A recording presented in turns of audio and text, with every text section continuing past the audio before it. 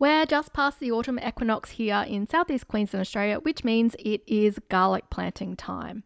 We usually plant any time from the 21st of March right up to the end of April.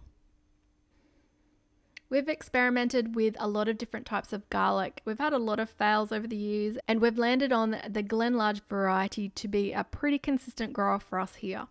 It's a soft neck subtropical variety that grows fast. We plant around now, so late March, and usually we're harvesting at the end of August or early September, not like November like some of the people down south. My goal this year is to grow around 200 bulbs in 4 garden beds, equating to just over 4 square meters. Yes, 200 is a lot of garlic, and we probably only really need around 50 for what we need to eat, which I could easily grow in one of these garden beds, but I do want some for replanting next year, and I also sell my excess if the seed is quite large. It does sell out quite quickly, and people always get a bit upset when they miss out. If I had more space, I would grow more. It is one of my favorite things to grow. This year I'm growing in my 2 raised garden beds, half of my veg pod, and trying my luck with a wicking bed. So choosing my bed position is really important. I want full sun, and with the sun moving more towards the north, I need to look out for northern obstacles like trees and fences. We have a pomegranate tree which is in the way, but we usually give it a really big prune over winter. Garlic also doesn't like competition, so it's why I'm planting it with nothing else, and I'm making sure it's in one of the garden beds that doesn't have a tree root invasion problem.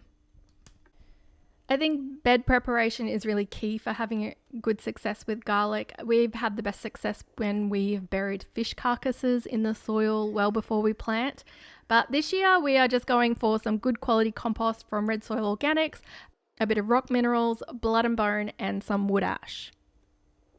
I soak my seed in a diluted solution of seaweed extract overnight.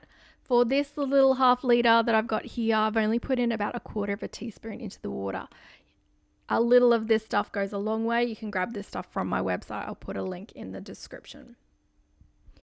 Any leftover cloves as garlic, I will just blend up and freeze into Ziploc bags, as it doesn't store well past the time it's due to go back in the ground. Glenlarge is a soft neck variety, which means it is a bit more forgiving on the space front.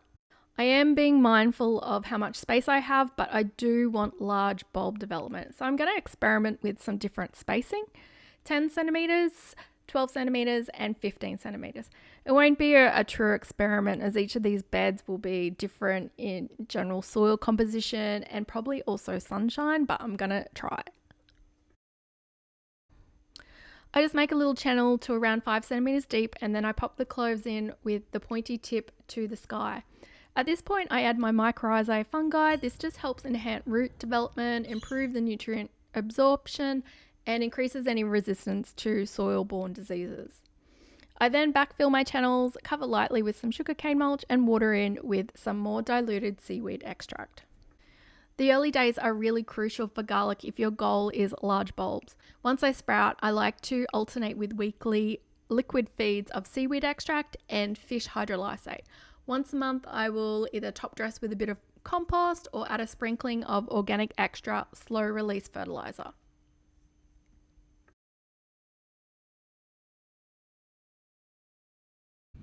Around a month before harvest, I will stop watering and adding anything completely. They're ready to come out when around half of the leaves have started to die back. If you leave them to fully die back, you might find that some of your cloves will be starting to separate from the bulb. I don't wash them, I just leave the stem on until they are fully dried off, usually hanging them in a breezy position out of the weather. Next up, it's time for some onions. We've had mixed results with onions over the years. They don't really get prime position for me because they do take forever to grow. We opt for day neutral varieties such as Gladylin Brown and Red Creole, which don't take as long and usually can be harvested before the rain hits, that's when they're prone to rotting in the ground. Onions we do in trays and we plant out quite densely. Unfortunately, onion seed do not have a long shelf life, so I like to use everything up in one planting. These will stay in the trays for ages, usually around 6 to 8 weeks before I get them out in the garden, which will hopefully give me a bit of time to decide where I'm actually going to put them. I found some old potato seed that I completely forgot about. As predicted, the location of our veg pod right near the fence has just proved to be a smorgasbord for either a possum or a rat. I've had no luck with growing lettuce here. The basil has been fine. So I'm going to use this spot for some of these potatoes. They might be a bit past their use by date, but I'm just going to try them. These potatoes I think are Desiree, which I think are indeterminate. So I didn't really think about that until after I'd planted them, which means they will require hilling to get the most out of them. I'll likely do that just with some sugarcane mulch or not at all, depending on how I feel. Anyway, that's our garlic, onion, and potato planting done for now. Thank you guys so much for watching, and I will see you next time.